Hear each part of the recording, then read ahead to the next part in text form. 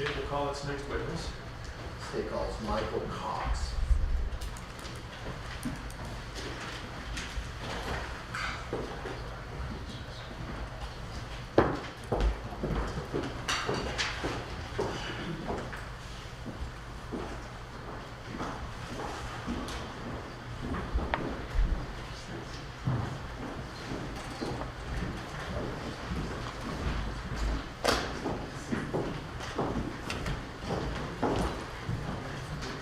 For the testimony you're about to give will be the truth, the whole truth, and nothing but the truth, so help you God. Yes, I do.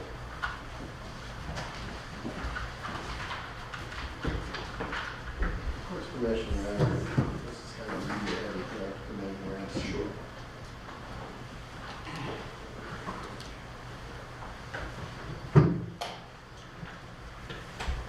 All right, Detective, why don't you tell us where you work and what your assignment is?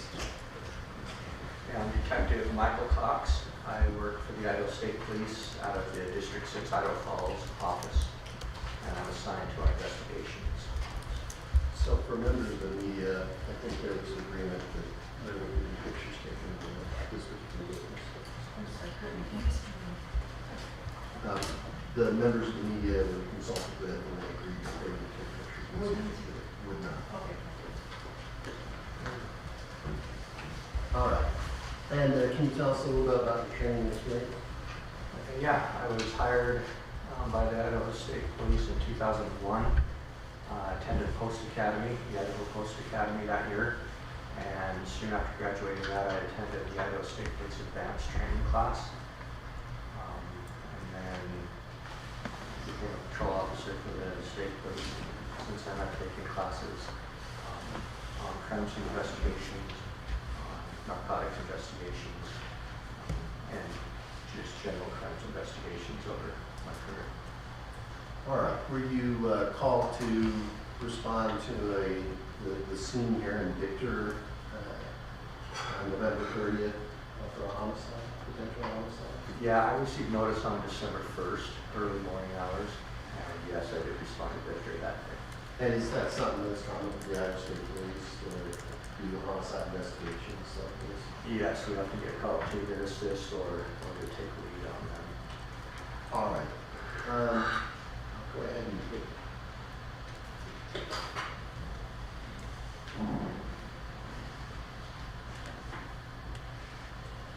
So we can have this shown on both screens.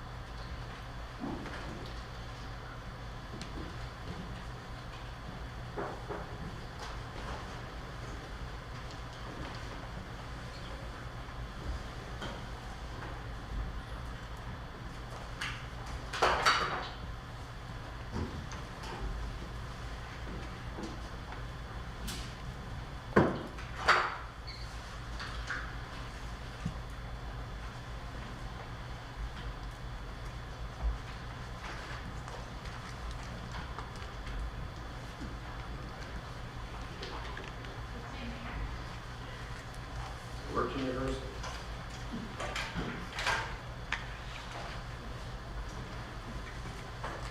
Let me try it real quick.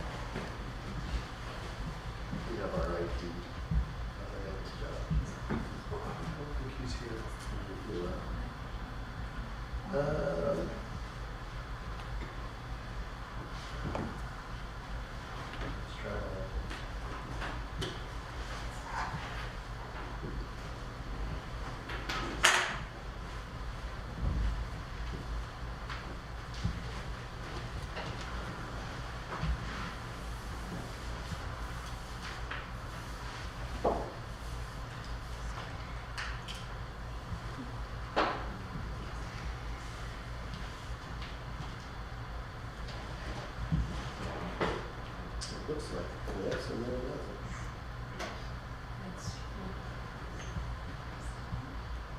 Are you able to check the source?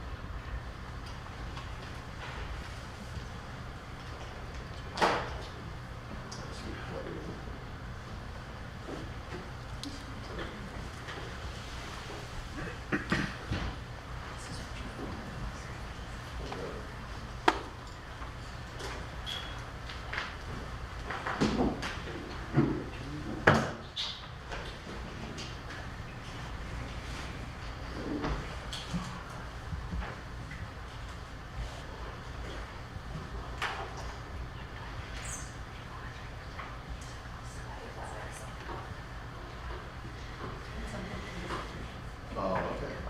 Comments? Okay, no comments. All right. Think about how you look at this exhibit here. And this is off the Grand Tower point. So, that's a point. So, can you describe for the court what we're looking at there?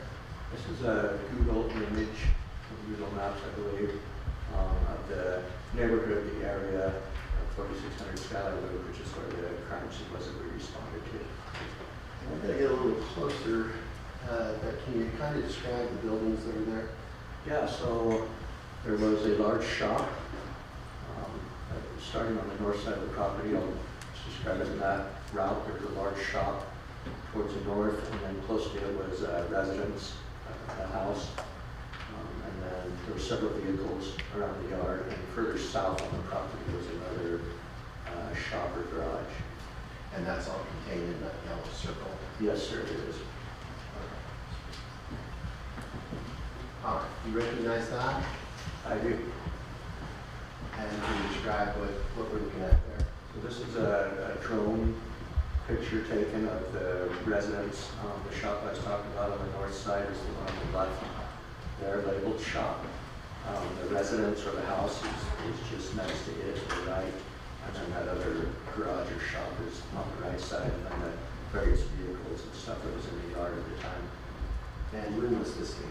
This was taken on December 1st. Okay. In the morning, soon after it got light. I don't remember the exact time. Has this been changed from the night before? Has the scene changed from the night before? From our first arrival, From Officer Deputy Christensen's first arrival? it would in the sense of just like our tent and the scene picture. That's that white Yes. box there. Okay. Now, on the house, I guess I'm looking at that yellow, is that a van perhaps? Okay. some kind of van. Yep. Can you tell us about what that object is on the side of the house? In front of the van. Yes. That would be, I believe, the power box where power entered the house. Okay. We'll switch over. This is exhibit 4U.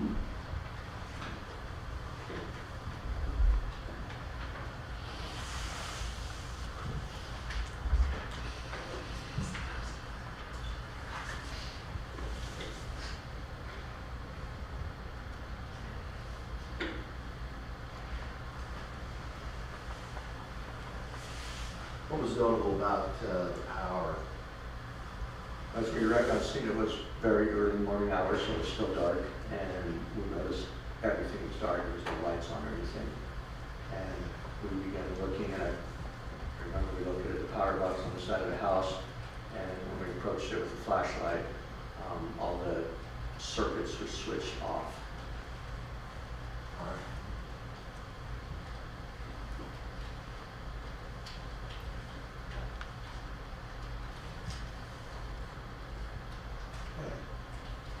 And I'm going to concentrate on the house for just a second. Exhibit 3.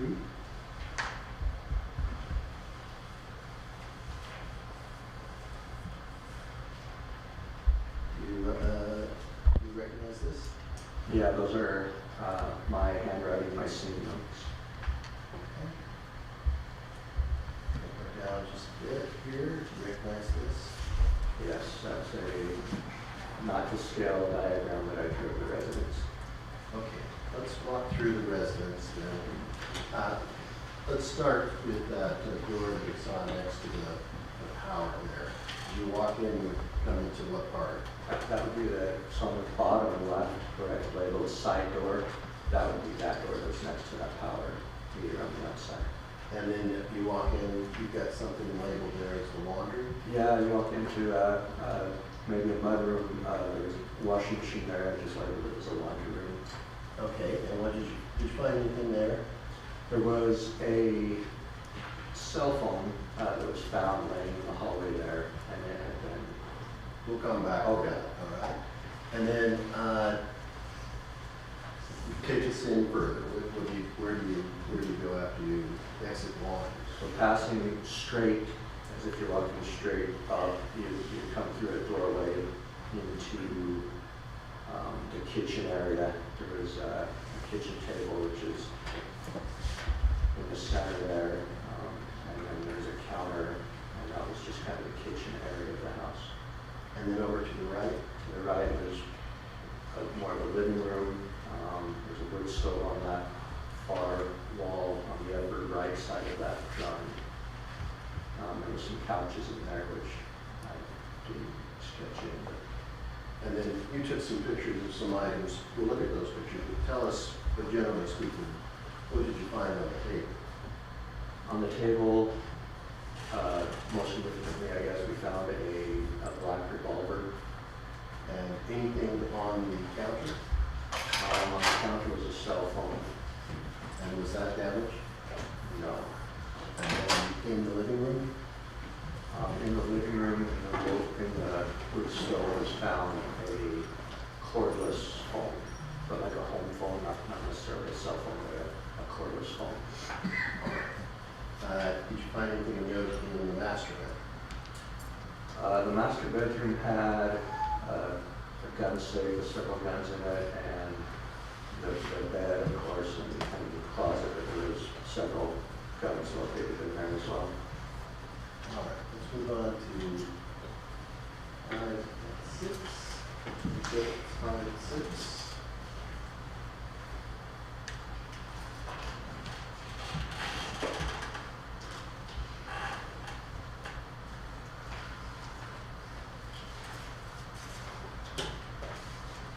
Okay, what are we looking at there?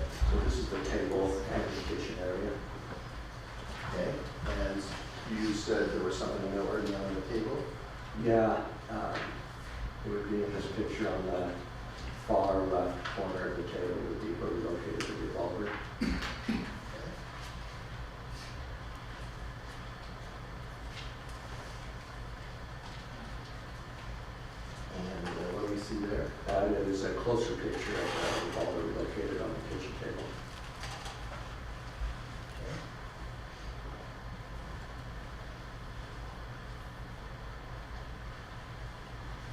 seeing that? That is the same revolver, manipulated at an angle to look into the cylinder and the barrel.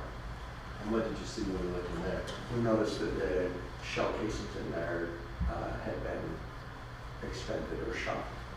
Any bullets that had not been fired? No.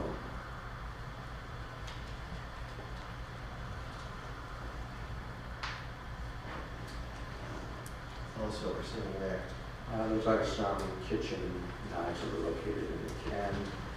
The detective was using the firewood poker to kind of lift the object that's kind of center of the door a little bit left is the phone that we located in the food stove.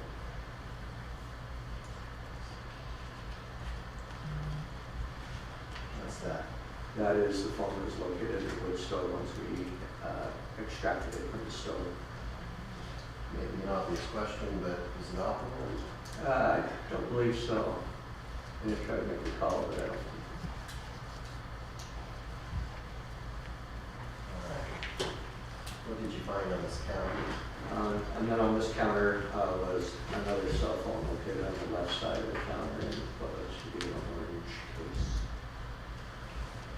Also a kitchen knife and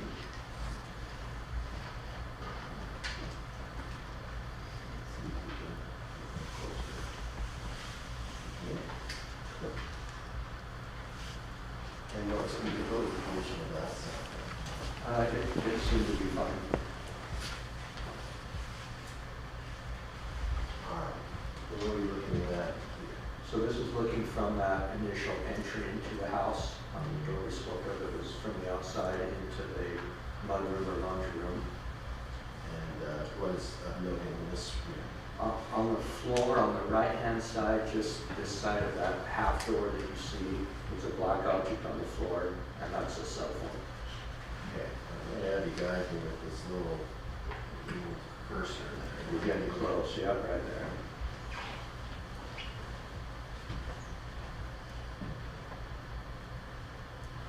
Is that the object?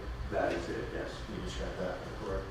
It's a cell phone, a smartphone, and basically that bent almost in half, which was crushed the screen. All right. Did you do some investigation into which cell phone it belonged to? Yeah, I remember an FBI agent was on scene and he was working with one of the cell phone was found on the kitchen counter, and they believe that belonged to Jeremy Bass. The one that was not there? Correct. And the one that is damaged? They believe that may have been Callie's cell phone.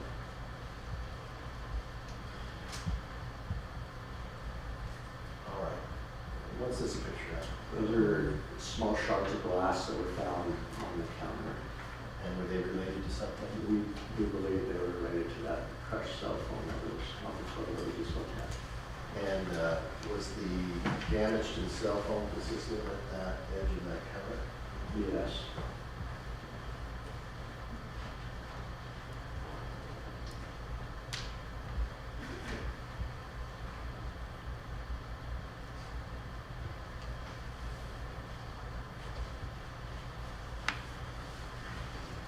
And what's that picture of? This is a picture of the safe that was located in the master bedroom. And do you know whether that was open or closed? It was open.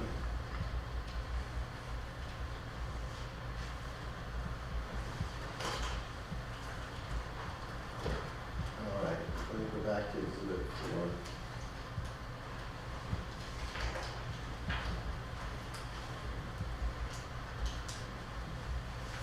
So C for U, for B. Okay. And describe what we're seeing there. This is from the driveway area looking towards the shop and the residence, which is on the right in front of that yellow van. Okay.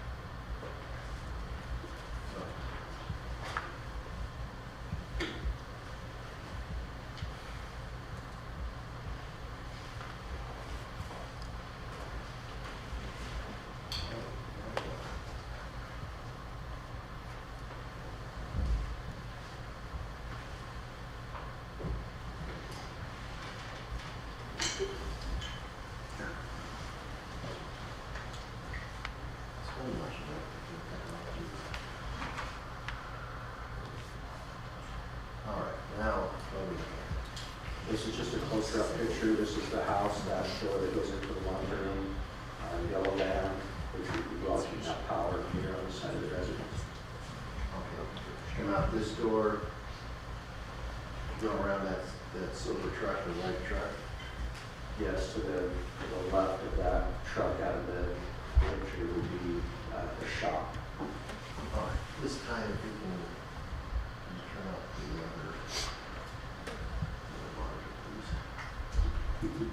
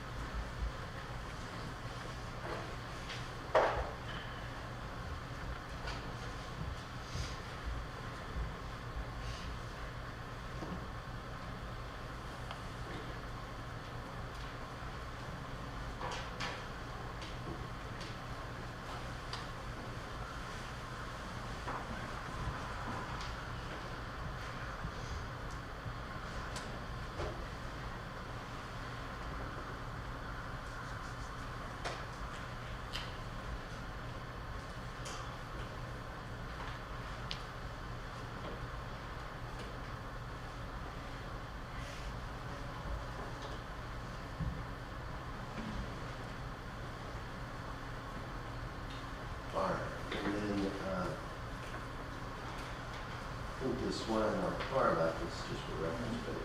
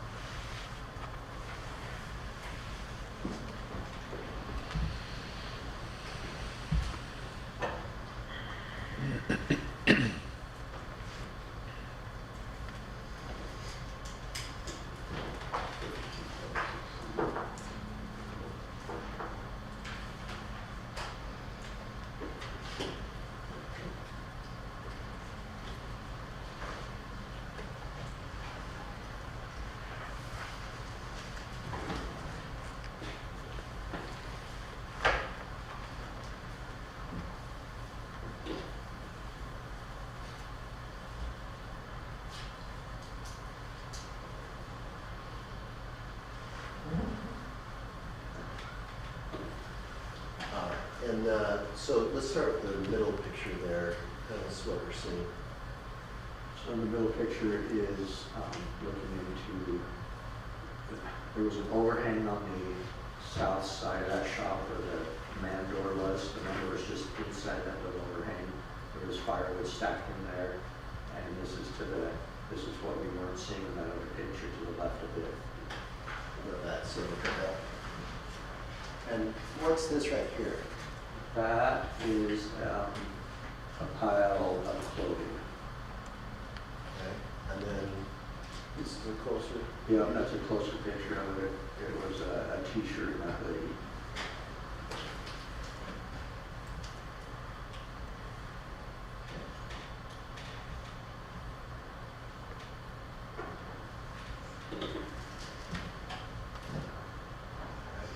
That accurate depiction of where this clothing was found? Yes, sir. That's an accurate depiction of where the clothing was found? Yes, sir.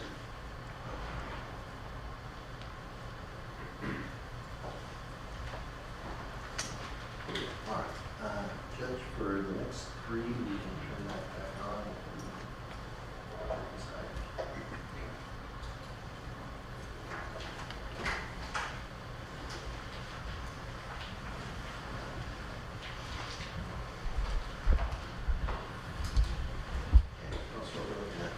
This is a closer picture, and our evidence tent number 2 there by this t-shirt and hoodie that we found on the left, and then on the right where we started to separate them and spread them out. Okay, can you describe anything that's distinctive on the black hoodie there? If you look closely towards the center upper back of that hoodie, as I spread them out and began to examine them closer, the material was bunched up there, a little wrinkled, and actually slightly discolored. It looked to me like where maybe somebody like grabbed a handful of clothing. Cursor in the right spot. I don't see the cursor. All right. I could get up and point Yeah, to it if you you'd want like. to point to that. Yeah, one of them. So it'd be right in this area, sorry. You guys see, okay? Right in this area, right here is right next to that bunch, and kind of that discoloration a little bit lighter coloring.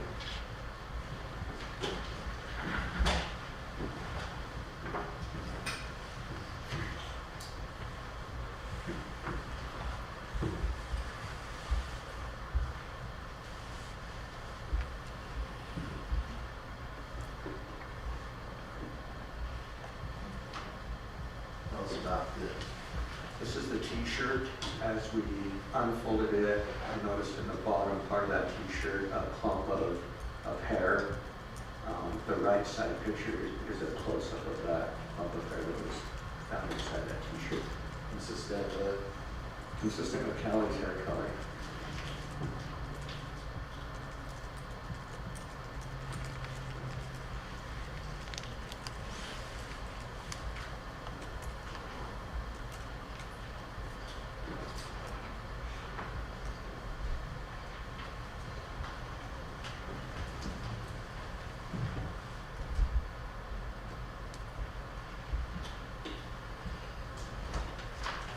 Describe what that is. That's the same t-shirt and hoodie. In this picture, the hoodie was just flipped to the front side of it.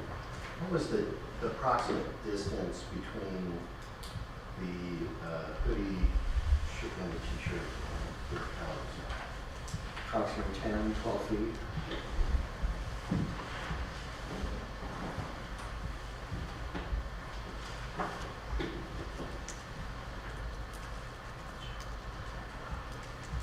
And in relation to that graph Archie showed, what are we looking at here? This is the front side of the hoodie, so the grab mark was on the back side of it. Parallel. And you have the screen,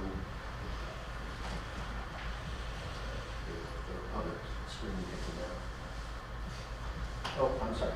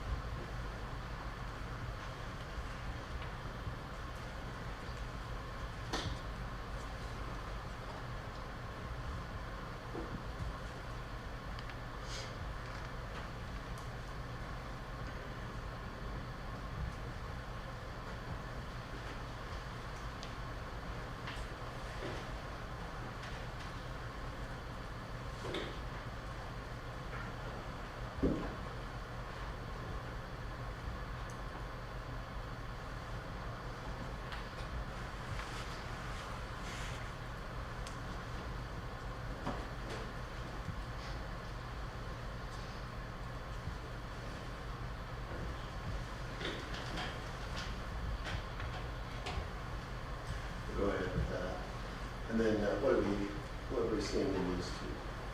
This is the back side of that hoodie again, just some closer up picture on the right, some measuring devices there.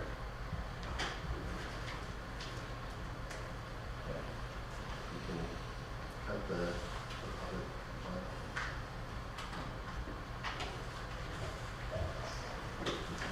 Tell us what we're looking at here. So this is getting closer to the covered portion there near the man door entrance to the shop, on the south end of the shop. This is a little entrance area where there's the firewood and then cooking grills stored there. And now, is this the condition that she was found in when Deputy Christensen first arrived? To my knowledge, no. She was moved prior to this pictures being taken. Yes, this is how she was found when I arrived.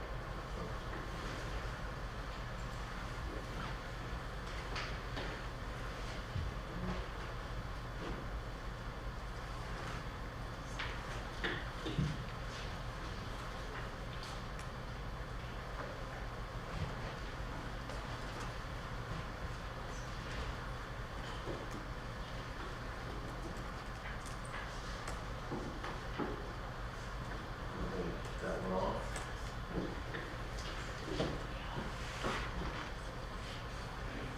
Is there something distinctive about these marks here? Yeah, the blood marks on the face indicate that that's not where the face was originally. Possibly it was face down.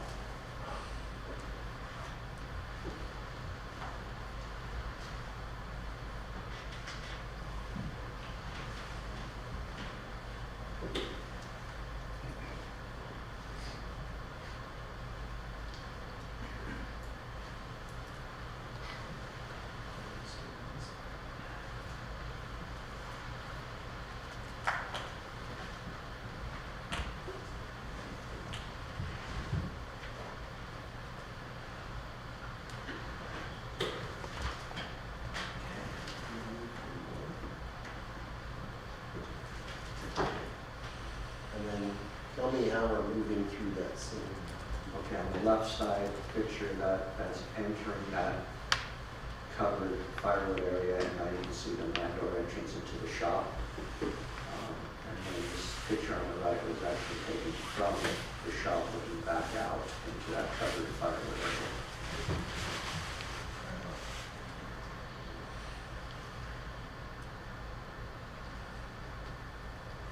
Okay. And in this area, what do we see? The picture on the left is, once again, just inside the shop looking out. You can see the door in the upper part of the picture. There was a desk on the right side of that picture with the swivel chair there, and we found some drops of blood just inside there. And then, was there a phone located in the shop?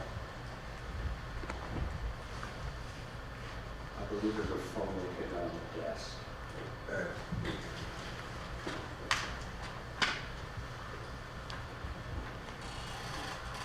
Okay. Was there evidence of violence out there in the shop? Where the wood pile was, I should call it? Yes, with the body and the blood spatter out there. That's what we're seeing on the left picture on the ground is blood, and then even up onto the wall above that grill handle looking thing you can see on the middle wall. And then the next picture on the right shows some on top of the barbecue grill.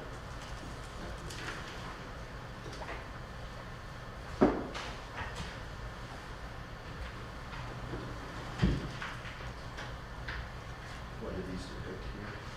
These are just looking at the same wall, just further up, and a close-up, there was a power meter on that wall. Not to be confused with the one in the house, this is on the shop. We're talking in that firewood enclosed area. So that's a close-up of the power meter. There's some blood spots on it, and then the right picture shows more blood spots on the wall.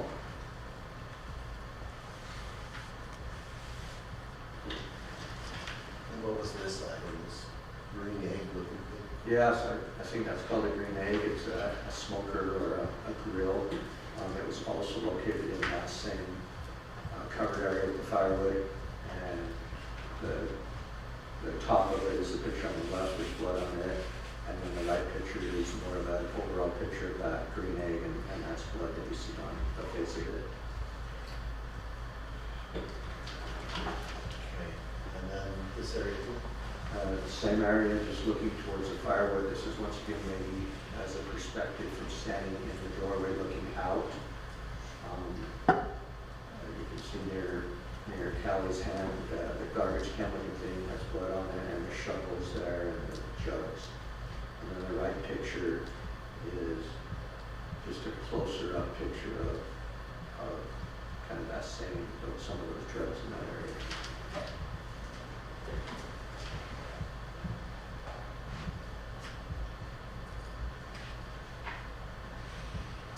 what do we got a picture of here?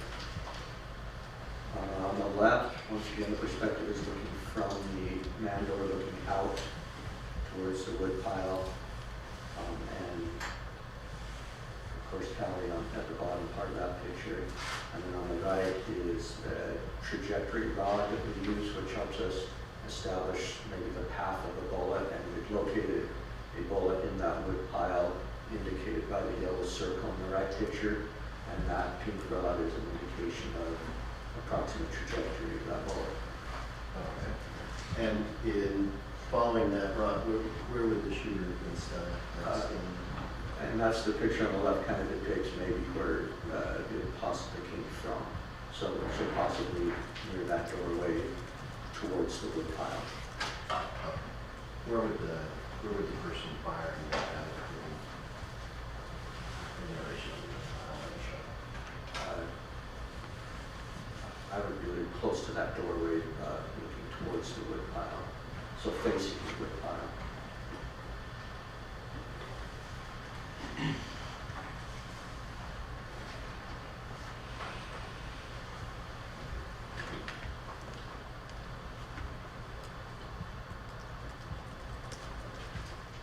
Okay, let's put,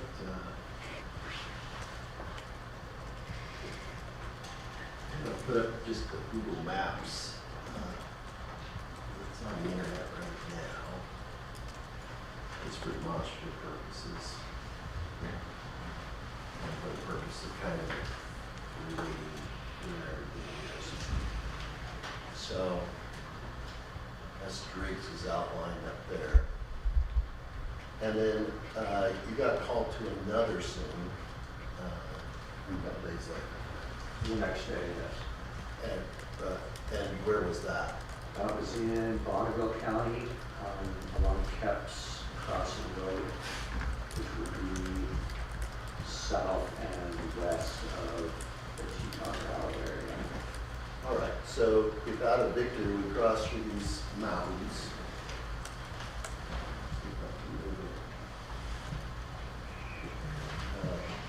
Take that highway down and it comes to Swan Valley. Correct, yes. And then if you went to follow 26 over to Idaho Falls, then how would you get to Kep's Crossing? At Fall Creek, on Highway 26. Well, we have to play with that.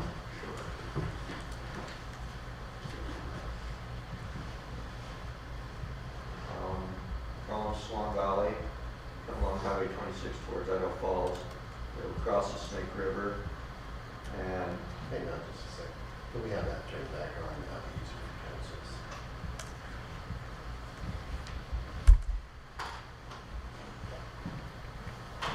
yeah, there'd be up there. Okay.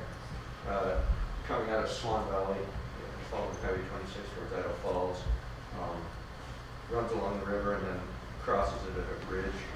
And at that bridge is a road that would take you up to Fall Creek. All right. And then does that road then go further into the mountains? Yeah, if you take that river road, you would come up it a little ways and you'd actually hit Fall Creek Road, which would take you out Fall Creek Canyon and up towards Skyline Ridge Road, which eventually meets up with Caps Crossing Road. Describe what kind of roads we're talking about. these are dirt roads, lots of camping and four-wheeling, ATV, kayaking.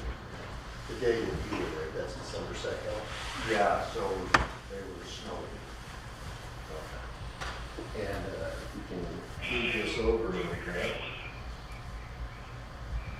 Show us I don't think you even got it.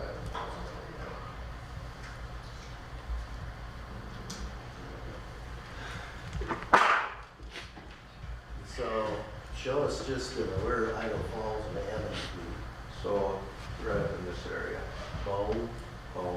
yeah, kind of up into here. And tell us where Catch Crossing. And Caps Crossing, I mean, you're in the center, Driver Reservoir, and Caps I'm Crossing. sorry, can't hear him. Sorry, Can't hear you. sorry. So I got Caps, you just started to say Caps Crossing there. Yeah, Caps Crossing would be just kind of to the right or east and south of Briar Reservoir, which is kind of indicated up there on the left, top left. So that general area. How many miles from Victor? You're asking a lot. I would guess 25, 30. And then what's out there? It's mostly just BLM ground. Trees, sagebrush, some creeks, outdoor activities.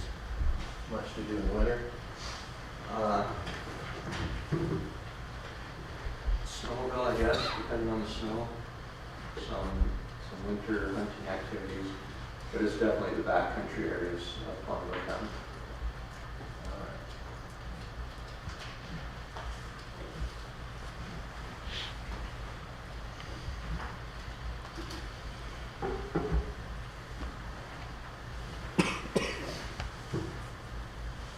Okay, 014.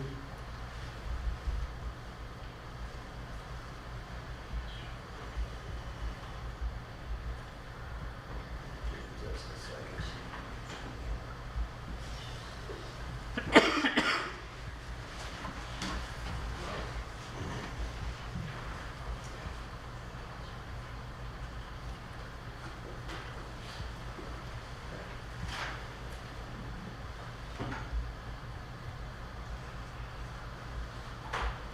You recognize that?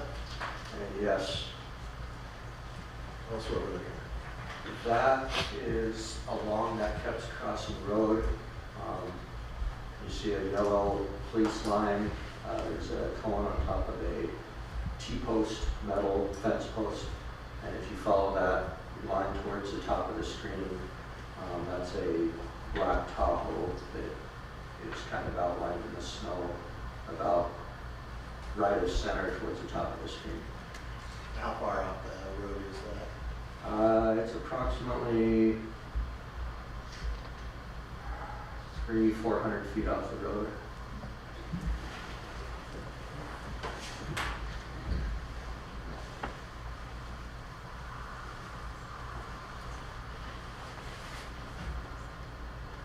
Yeah, so we got a two-dimensional photo here. Can you kind of let us know what the topography is there? Yeah, Is it flat like that? No, it's kind of hard to see from where from the bottom of the screen towards that Tahoe would be downhill. So Tahoe is kind of, the road is up at a higher elevation. The Tahoe is off the road down this area of the yellow tape, and there's a creek that runs along the brush you can see towards the top of the screen. So it's a downhill orientation to the creek, and then past the creek it goes back uphill.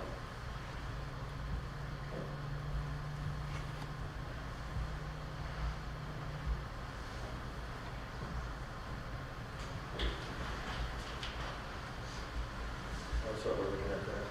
Well, that's the Tahoe in the center of the screen.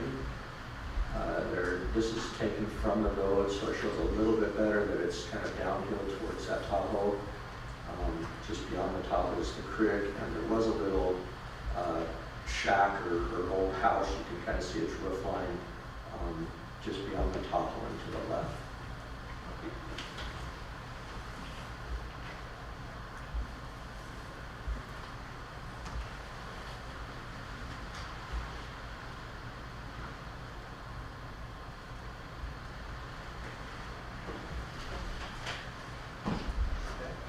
That's a closer up picture of the Tahoe.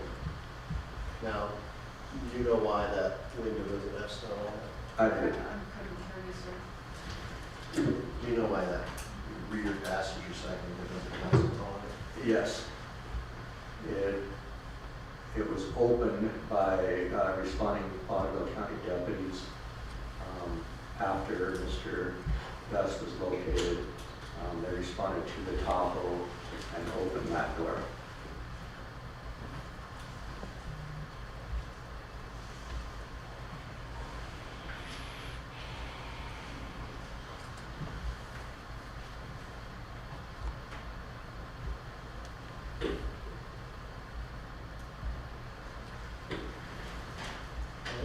Describe this to us. This is looking at the Tahoe from the driver's side. The previous picture, of course, was from the passenger side. Observed that the rearmost window was broken out of it. And then off to the right, or is kind of that uphill slope that would be the main Kepps Crossing Road.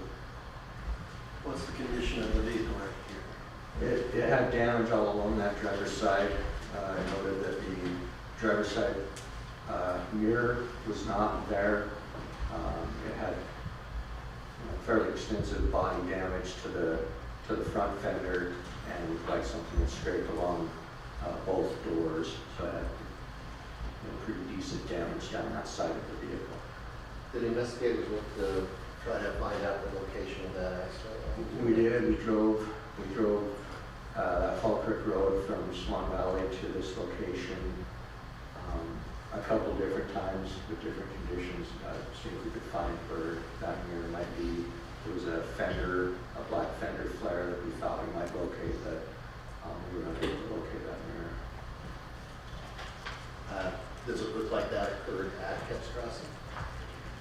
Some of the damage could have, as it came off the hill and down the grade, it stayed on its wheels, but there were large rocks. There were not necessarily trees, but large bushes that could have caused some of the damage. We found it may have been bark, some kind of woody bark or something stuck into the vehicle, which indicated to me that maybe a tree. It could have done some of that damage, but I don't know if there was enough large objects to do that extensive damage. Okay, and Judge, this time we can have the party.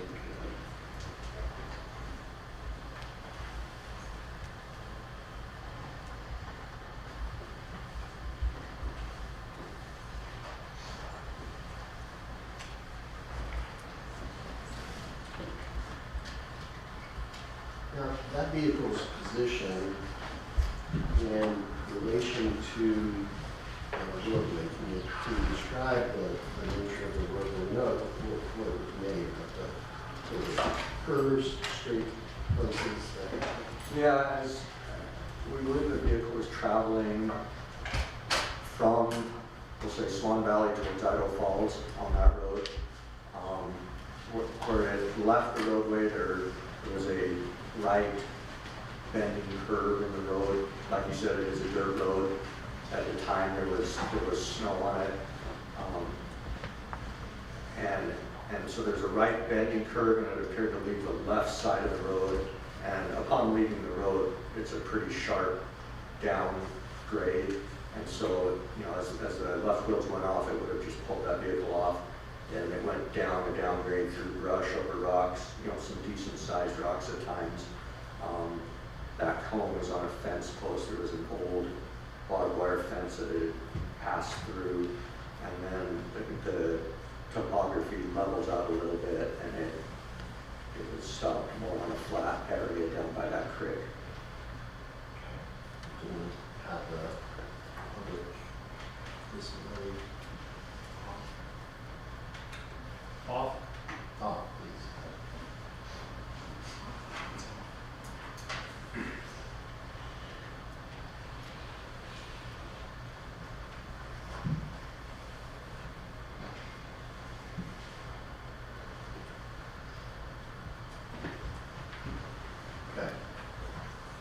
Tell us what we're looking at there. This is inside the passenger side second door, the one that was shown in the previous picture that did not have snow on the window. This, once this door is open, this is looking into the second row of this Tahoe from the right side or passenger side. Point to some objects and have you just identify. Okay. A kitchen knife. And was that the same kind of knife that you saw in the kitchen of the guest hall? It looked like very close to like it was part of that set, yes. This white furry object here, That is a dog. what was the condition of the dog? It was deceased. How? It had a large gash into its throat area. And this right here, Let's see. That's a child. what was the condition? Zeke was deceased as well. What was the nature of his injury? Laceration to the throat.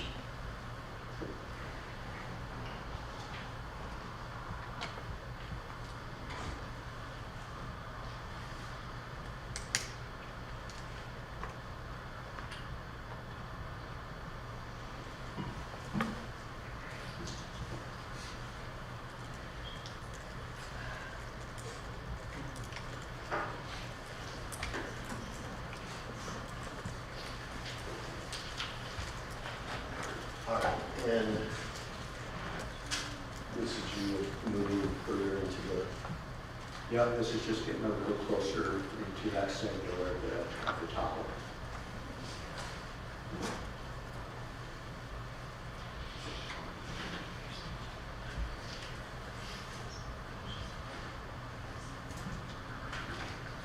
and then tell us the orientation of the dog. So the dog is, that's the hind end of the dog.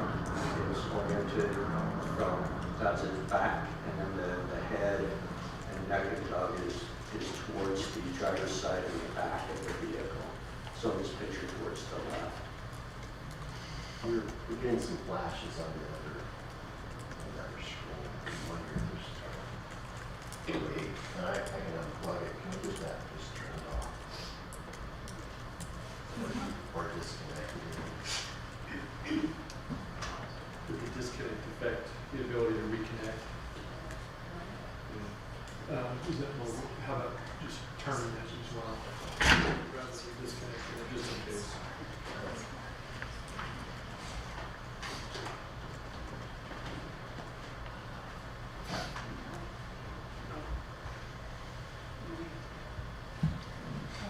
That's a question. True. Start facing. The court noted that that was flashing too when it was on. We're really referring to the D10 flash down here. So when we're plugging in to show a new picture, then the brief pops up on that screen. Because we're concerned with So, do you want to turn off the monitor and leave it?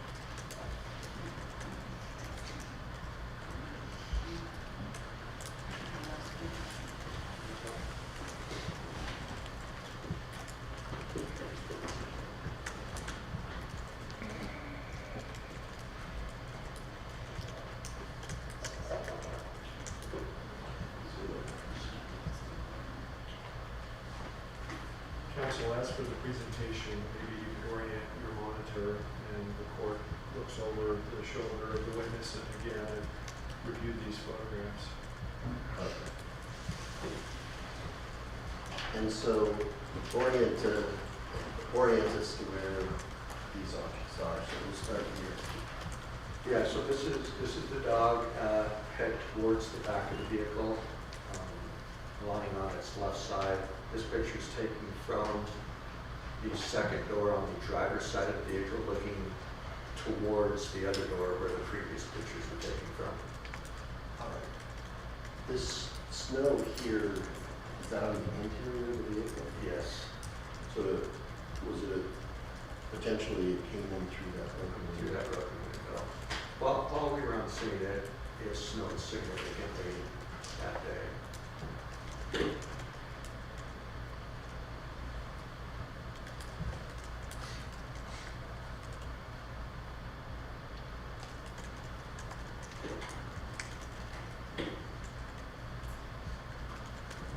All right.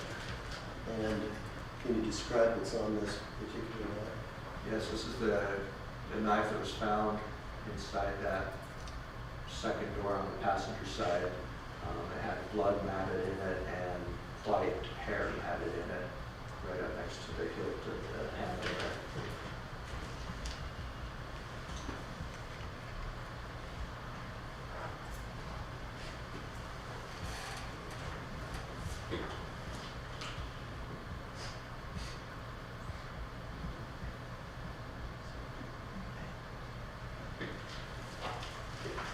Can you describe about the condition of the knife other than the one the hair was there, anything else?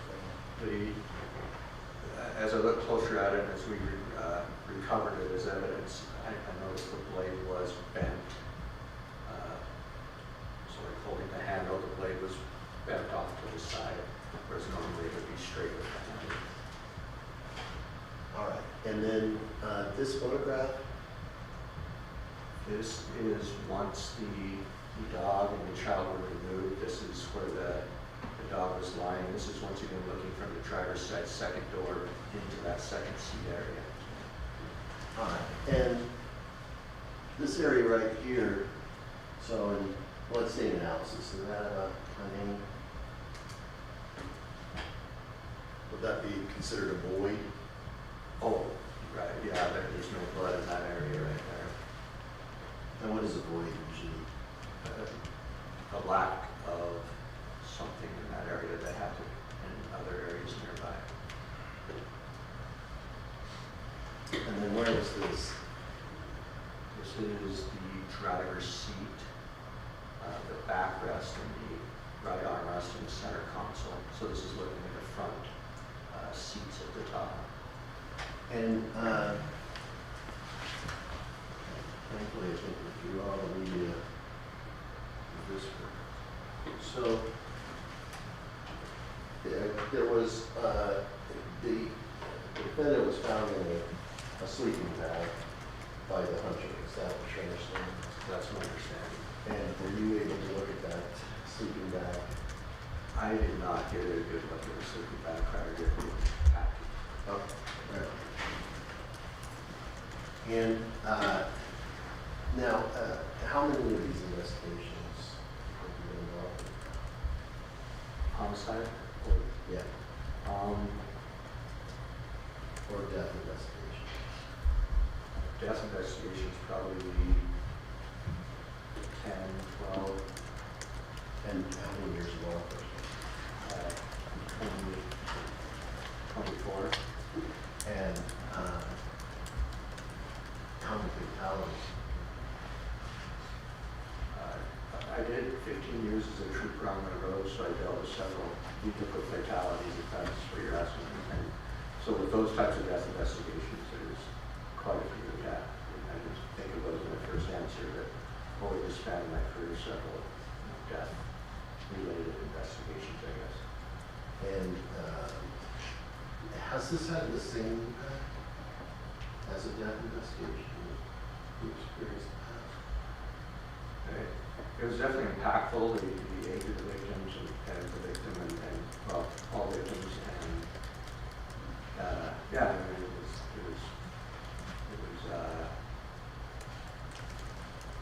it was kind of a tough scene to work, I guess, for when comparing with other scenes that I've had to be involved with. How did it affect you? I mean, you think about it, you know, I have kids too, and it's just, you know, a helpless child, you know, I thought of it on that side. It's sad. It's a very sad, very tragic case that unfortunately we had to deal with. And Judge, did you want to ask him a question you might have first before we cross? You didn't have to. No questions. Mr. Archibald. Okay, thank you, sir. Then you may step down. Thank you, Chair.